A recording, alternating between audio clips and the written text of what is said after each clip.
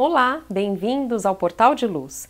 No último programa nós falamos sobre morte e luto em tempos de pandemia e vocês nos escreveram com mais perguntas sobre esse tema que tantas vezes é difícil de ser tratado, porém tão importante. Então hoje nós vamos continuar a falar mais um pouco sobre isso.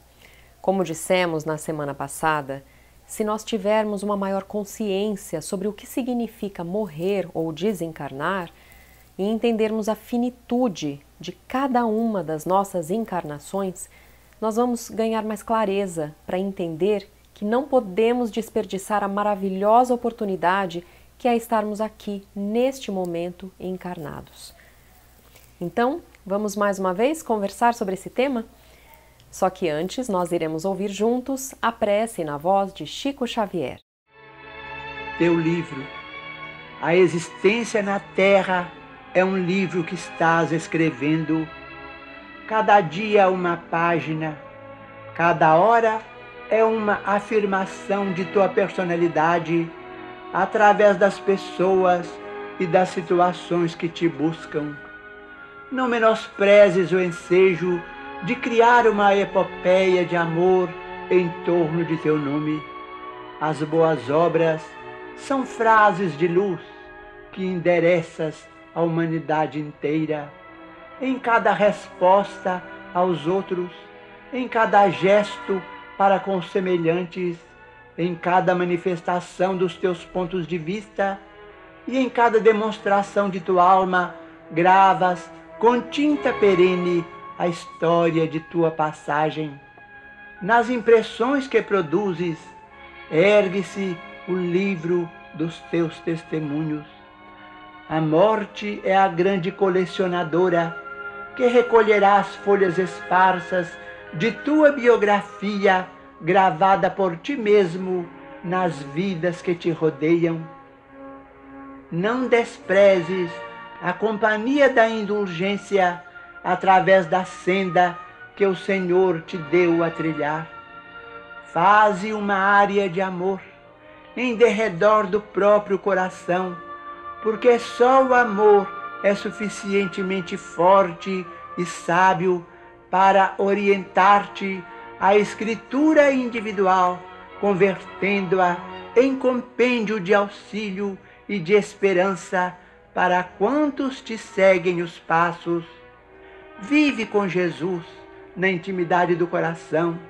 Não te afastes dele em tuas ações de cada dia, e o livro de tua vida transformar-se-á num poema de felicidade e num tesouro de bênçãos. Num primeiro olhar, quando nós falamos de morte, podemos pensar que se trata de um assunto pesado, triste, difícil, um assunto que a gente deve quase que evitar. Muitos de nós, quando perdemos um ente querido, temos dificuldades não só com a dor, com a saudade, o que é natural que seja assim, mas também para contar a notícia para outras pessoas, porque sabemos que vamos causar um mal-estar, uma comoção ao contarmos. Mas na verdade, como sabemos, nós que somos espíritas, todos nós estamos aqui encarnados por um tempo limitado. Nós viemos para dar o nosso melhor, enfrentar as nossas más tendências e buscar evoluir. Mas também estamos aqui para conviver e desfrutar da alegria de nos reencontrarmos. E a própria convivência entre amigos e familiares também traz os seus desafios na nossa aprendizagem sobre o perdão, sobre saber amar, saber ouvir, saber ceder, interessar-se com sinceridade pelas dores do nosso semelhante. Então, para melhor vivermos o agora e sabermos aproveitar bem o nosso tempo, temos que ter como perspectiva de que iremos, em algum momento, retornar para a vida espiritual. E isso pode nos dar um senso de responsabilidade e de vontade de aproveitarmos essa chance tão preciosa. Na segunda parte de O Livro dos Espíritos, no capítulo 3, que se chama Da Volta do Espírito Extinta a Vida Corpórea à Vida Espiritual, nós vemos explicações sobre como fica a nossa alma após a morte e como que se dá a separação da alma e do corpo físico. Na questão 149, nós vemos o seguinte: o que sucede à alma no instante da morte? E a resposta: volta a ser espírito, isto é, volve ao mundo dos espíritos, donde se apartara momentaneamente. A alma, após a morte, conserva sua individualidade? Sim, jamais a perde. O que seria ela se não a conservasse? Como comprova a alma a sua individualidade uma vez que não tem mais o corpo material? Continua a ter um fluido que lhe é próprio, aurido da atmosfera do seu planeta e que guarda a aparência da sua última encarnação, o seu perispírito. E aí, uma outra pergunta que devemos compreender com muita atenção. Kardec pergunta: a alma nada leva consigo deste mundo? E a resposta: nada, a não ser a lembrança e o desejo de ir para um mundo melhor, lembrança cheia de doçura ou de amargor conforme o uso que ela fez da vida. Quanto mais pura for, melhor compreenderá a futilidade do que deixa na terra. E agora vamos pensar, quantas vezes, mesmo nós sabendo que não vamos levar nada deste mundo quando desencarnarmos, nós continuamos a viver mais preocupados com a nossa imagem, com a aquisição de coisas materiais que às vezes nem precisávamos, ao invés de investirmos o nosso tempo e a nossa energia no crescimento espiritual. É porque não basta lermos um ensinamento no livro espírita, ler uma informação que seja importante para o nosso espírito eterno, refletir sobre ela, é um primeiro passo, mas infelizmente não garante que nós iremos aplicá-la. Haja visto nos livros de André Luiz, psicografados pelo Chico Xavier, quantos exemplos de trabalhadores como nós, de centros espíritas, que tiveram muito conhecimento sobre tudo isso e que na vida pessoal não souberam aplicar. Porque para aplicar é preciso vontade, porque teremos que ter a força de abandonar um velho hábito, como a vaidade ou o materialismo, por exemplo, e implantar um novo hábito no nosso dia a dia. Aprender a ter o desapego, por exemplo, e abandonar uma tendência a um consumismo muito exagerado. Mas se nós tivermos uma maior consciência sobre a verdade da vida futura, a vida espiritual, os nossos desafios para conseguir realizar essa reforma íntima podem ser mais tranquilos para nós. Vamos continuar então na leitura do Livro dos Espíritos. Na questão 154, nós temos o seguinte: é dolorosa a separação da alma e do corpo? Não, o corpo quase sempre sofre mais durante a vida do que no momento da morte. Os sofrimentos que algumas vezes se experimentam no instante da morte são um gozo para o espírito que vê chegar o termo do seu exílio. E depois eles completam: na morte natural, a que sobrevém pelo esgotamento dos órgãos do corpo físico, em consequência da idade, o homem deixa a vida sem perceber. É uma lâmpada que se apaga por falta do óleo. É uma informação tranquilizadora, porque muitos de nós têm medo de sentir dores, aflições no momento da morte. Outra pergunta: que sensação experimenta a alma no momento em que reconhece que está no mundo dos espíritos? Depende. Se praticaste o mal, impelido pelo desejo de o praticar, no primeiro momento te sentirás envergonhado de o haveres praticado. Com a alma do justo, as coisas se passam de modo bem diferente. Ela se sente como que aliviada de um grande peso, pois que não teme nenhum olhar perscrutador. Vejam então que, como sempre, nós recolhemos aquilo que plantamos. O nosso destino após a morte, se iremos permanecer no umbral por mais ou por menos tempo, se iremos para lugares mais felizes, é consequência de tudo o que nós estamos construindo para os nossos espíritos eternos neste momento, ainda encarnados. Outra questão: a perturbação que se segue à separação da alma e do corpo é do mesmo grau e da mesma duração para todos os espíritos? E a resposta: não. Depende da elevação de cada um. Aquele que já está purificado se reconhece quase imediatamente, pois que se libertou da matéria antes que cessasse a vida do corpo, enquanto que o homem carnal, aquele cuja consciência ainda não está pura, guarda por muito mais tempo a impressão da matéria. Isso nos faz relembrar as palavras de Allan Kardec no livro O Céu e o Inferno, que nós falamos no programa da semana passada. Ele diz: a causa principal da maior ou menor facilidade de desprendimento é o estado moral da alma. E assim ele mostra que mesmo no momento exato da morte, o que conta é quem somos, mais apegados ao corpo e a tudo que estamos deixando para trás no mundo material, ou mais conscientes da nossa natureza espiritual. E complementando os nossos estudos, nós gostaríamos de comentar agora a respeito do trabalho de uma médica, a doutora Ana Cláudia Quintana Arantes, que traz enormes contribuições para o tema da morte. Ela é médica geriatra, especializada em cuidados paliativos e já esteve no Medinesp, o congresso organizado pela Associação Médico Espírita do Brasil, na edição que aconteceu em 2015 em Goiânia. E ela tem acompanhado de perto a dor de muitas famílias, agora nesse período de pandemia, que estão passando pelo luto. A doutora Ana Cláudia escreveu o livro A Morte é um Dia que Vale a Pena Viver, que foi publicado em 2017, onde ela mostra que a vida vale a pena ser vivida até o seu último minuto. Como médica de cuidados paliativos, ela diz que procura justamente proporcionar o máximo de atenção à qualidade de vida dos pacientes terminais, ajudando na diminuição de dores, na diminuição de incômodos físicos, olhando com mais amor, com compaixão esse paciente, mesmo que a doença esteja avançando rápido e que o paciente tenha pouco tempo de sobrevida. Porque ela justamente vê na prática quantas reflexões importantíssimas, reencontros, avaliações sobre tudo o que se realizou na vida, sentimentos de gratidão, de missão cumprida, que ela já testemunhou no leito de morte dos seus pacientes. Porque eles puderam ter esse espaço, esse tempo para pensar na vida.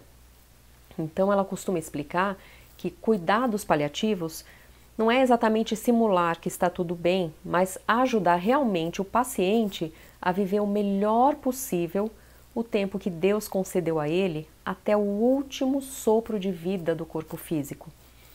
A doutora Ana Cláudia faz um convite para que todos nós saibamos reverenciar a nossa vida sem temor da morte e até o último minuto. Em entrevistas recentes que ela deu agora na quarentena, ela chamou a atenção para a importância de nós, que estamos saudáveis, valorizarmos a vida, o tempo que temos disponível para viver, e especialmente sermos solidários uns com os outros. Ela disse: nós estamos vivendo um luto coletivo. Juntando as lições da doutora Ana Cláudia Arantes e o que nós estudamos na doutrina espírita, vamos lembrar que aquela vida feliz que almejamos tanto ter no plano espiritual começa a ser construída agora. Todos nós dando o nosso melhor, ainda aqui encarnados, com alegria e com gratidão a Deus. E temos a certeza de que vamos todos nos reencontrar sempre, porque estamos unidos pelos nossos laços de amor. Vamos agora para um breve intervalo. A Creche Lar do Alvorecer é uma entidade assistencial mantida pelo Grupo Espírita Caibar Schutel.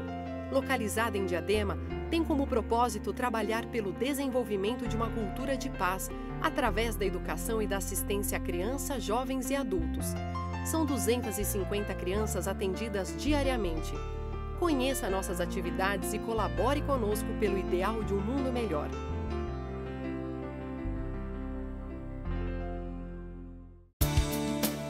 O jornal Folha Espírita, fundado em 18 de abril de 1974, se dedica à divulgação da doutrina espírita. Saiba mais sobre assuntos atuais com o enfoque do Espiritismo, além de entrevistas e artigos de diversos colunistas. Você pode escolher na versão digital ou impressa. Acesse e faça sua assinatura. www.folhaespirita.com.br. Olá, estamos de volta e vamos agora ouvir a nossa amiga Sandra Marinho com o tema Vencendo as Tentações. queridos amigos, queridas amigas. Certa vez eu estava explanando sobre aquela parte do Pai Nosso no Evangelho segundo o Espiritismo, que diz: não nos deixeis cair em tentação, mas livrai-nos de todo o mal. Interessante que antes de entender as lições evangélicas sob a ótica da doutrina espírita, ao fazer esta prece, quando chegava neste trecho, logo imaginava que as tentações eram assim ameaças externas que existiam para tirar o nosso sossego. Era assim que eu pensava. Pois precisamos lutar contra elas e assim, quando pedimos a Deus que nos livre delas, visualizamos que mãos divinas retirariam do nosso caminho qualquer tentação que nos alcançasse. Analogamente, quando pedia para nos livrar de todo o mal, muito simples de imaginar que Deus, com o seu poder, impedirá que qualquer mal nos alcançasse, desde que orássemos contritos do nosso pedido. Em ambas suposições, é claro, a tentação e o mal são entes externos que nos ameaçam. Entretanto, não é assim que ocorre. Deus nos concedeu o livre-arbítrio e, junto com ele, a responsabilidade sobre as nossas escolhas. Cada escolha que fazemos se concretiza por meio de atitudes pelas leis de causa e efeito. Repercutem em nós mesmos os seus efeitos. Só nos sentimos tentados por algo que não é bom se o objeto da tentação exerce sobre nós esta atração. Pensaram nisso? Ora, portanto, se nos sentimos atraídos por algo comprometedor e desabonador, é porque intimamente nos comprazemos com os resultados do objetivo tentador. Por exemplo, um homem que se vê diante de uma grande oportunidade de obter lucros ilícitos sobre alguns negócios ilícitos, se ainda não se disciplinou, as suas tendências resultantes de escolhas anteriores de sua vida presente ou de sua vida pregressa, ele cederá à tentação e consumirá o intento, mas a vontade foi dele. Por outro lado, se já possui domínio sobre si próprio e sedimentou princípios morais fortalecedores de seu caráter, o fato de estar diante dessa oportunidade de negócios ilegais não exercerá sobre ele nenhuma atração. Da mesma forma, o mal do qual queremos nos livrar também não reside fora da nossa casa mental. Quantas vezes trazemos os ouvidos tapados às boas intuições que nos são infundidas pelos espíritos amigos, pelo nosso espírito protetor, pelo nosso mentor. Preferimos continuar pensando e agindo na contramão do que nos livraria de sermos atingidos pelo mal. Malbataan, ele escreve em seu livro Lendas do Céu e da Terra o seguinte fato: havia uma velha igreja de Santo Afonso na cidade de Madrid, um grandioso quadro de São Jorge com suas armas de combate que matava um enorme dragão. Entretanto, a obra tinha uma particularidade espantosa. O dragão tinha o mesmo rosto de São Jorge. A pessoa mais observadora percebia claramente que o quadro representava o glorioso santo vencendo-se a si mesmo.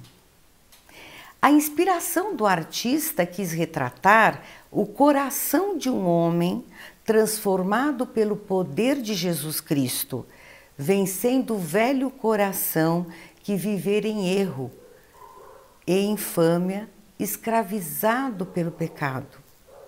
O dragão ali figurava como um símbolo e representava o velho coração antes da conversão ao cristianismo, cheio de vícios, de egoísmo e de ignorância.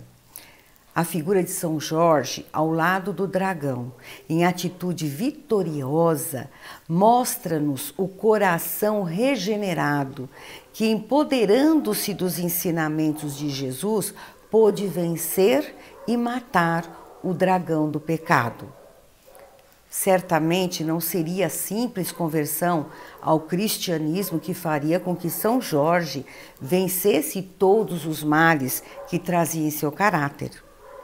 Era preciso o esforço para, enfim, despir-se do homem velho, a que se refere Paulo de Tarso na carta aos Efésios, no capítulo 4, versículos 23 e 24. Exemplificar o que estou refletindo com vocês a respeito da rogativa: não nos deixeis cair em tentação, mas livrai-nos do mal. É exatamente isso. Nós temos que nos livrar do nosso homem velho, das nossas cargas que trazemos. Mas percebam ainda, voltando à nossa imagem na igreja de Santo Afonso, que o mesmo rosto está estampado no santo e no dragão. Daí podemos abstrair que a luta para domar e vencer o mal dentro de nós é constante, visto que, enquanto nos sentirmos tentados por alguma coisa, é porque o mal ainda faz parte do nosso caráter.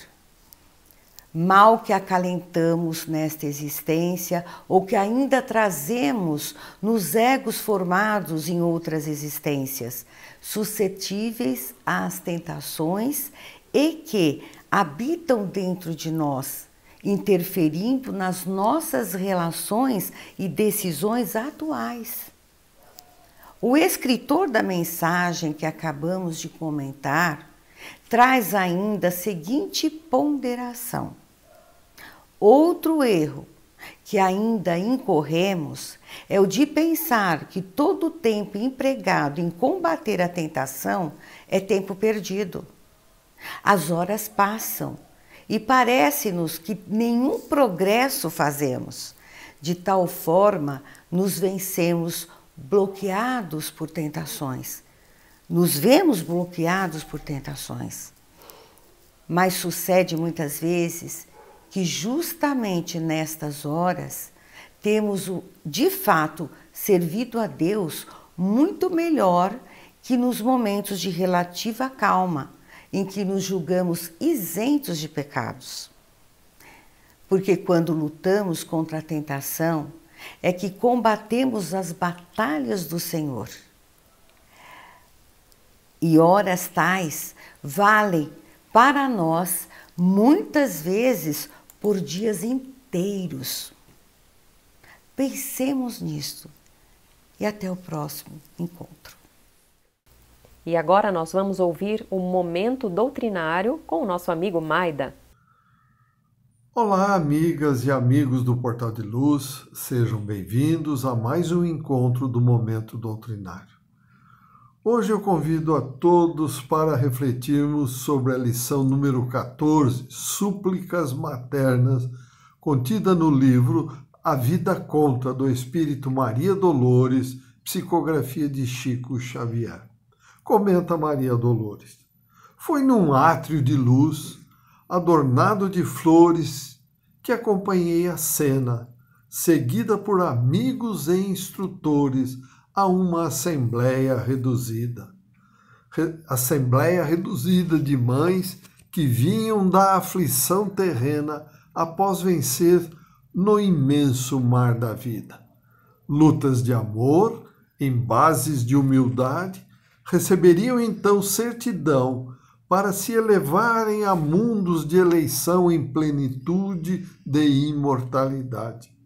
Era um grupo de nobres heroínas pela fidelidade às leis divinas. O emissário do alto, dirigente da bela promoção, tomou voz e falou. Falou assim num tom fraternalmente, com palavras seguras da vida luminosa das alturas, na qual toda a Assembleia encontraria os tesouros da paz e da alegria em sublime ascensão. Terminada que foi a mensagem ouvida, certa mulher ergueu-se enternecida e rogou inflamada de esperança. Mensageiro de Deus, tenho um filho a lutar num presídio do mundo.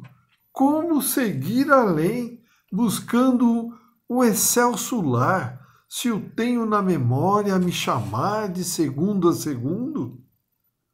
Se posso receber algum favor da lei, permite-me voltar à casa em que morei. Quero tornar à terra, necessito balsamizar-lhe o peito enfermo e aflito. Outra mãe pediu a desfazer-se em pranto. Preclaro, mensageiro do Senhor, de que modo olvidar a filha que amo tanto, a implorar-me socorro em preces de amargor? Pobre filha estirada, em medonha cilada de treva, luta e lama. Como pode haver céu para a dor de quem ama? Anseio regressar aos meus antigos laços, porque, acima de tudo, quero a filha que Deus me colocou nos braços. O embaixador ouvia, triste e mudo, quando outra mulher se ergueu a reclamar. Anjo do bem, sou mãe, tenho um filho a chorar, não posso recolher-me a descanso ilusório. Se tenho o meu rapaz num sanatório, não me cabe envergar os louros da subida, devo tornar à terra e amenizar-lhe a vida. Outra mãe rogou ainda, em tom comovedor, emissário bendito do Senhor, ampara-me o problema, tenho um filho a sofrer sob penúria extrema. Creio que a lei de Deus é a própria lei do amor. Como largar meu filho encarcerado e louco, suportando o remorso e a morrer pouco a pouco? Sei que faliu e errou. É um pobre delinquente, pobre filho doente. É minha obrigação aliviar-lhe as penas. Não posso abandoná-lo às provações terrenas. Ergueram-se então outras mães, quais estrelas cativas, formulando em comum as mesmas rogativas. Umas assinalavam filhos sob o peso de trabalho violento, outras lembravam filhas em desprezo, escravizadas pelo sofrimento. Concluídas então as preces, o emissário explicou-se tomado de emoção. Irmãs, o vosso amor é aquele do Calvário, que nasceu do Senhor nos tormentos da cruz. Amor que imperará na terra do porvir, que sofre sem dever e se dá sem pedir. Bênção do coração a converter-se em luz. Alma que conquistou esse poder divino, pode escolher na vida o seu próprio destino. A vossa promoção é mantida, porém não podeis alterar a eterna lei do bem. Já não mais sereis mães, sereis anjos da guarda. Junto a quem? Junto aos entes que amais na grande retaguarda. Deus vos guarde e ilumine a divina missão de renúncia e de paz, de socorro e perdão. Companheiros na fé que nos governa, considerai conosco esta nota fraterna. Ante os irmãos que o mal espancou em caminho, estendei vosso amparo com carinho, seja por vossas mãos ou a vosso mando. Nunca vos esqueçais de que ao pé da criatura que se atirou na prova em que se apura, um anjo maternal está sempre velando. Agradecemos a sua companhia. Obrigado, saúde e paz e até o próximo encontro. Vamos encerrando por aqui. Mandem sempre os seus comentários e os temas que vocês querem ouvir aqui para o nosso e-mail, portaldeluz@folhaespirita.com.br. Uma ótima semana para todos!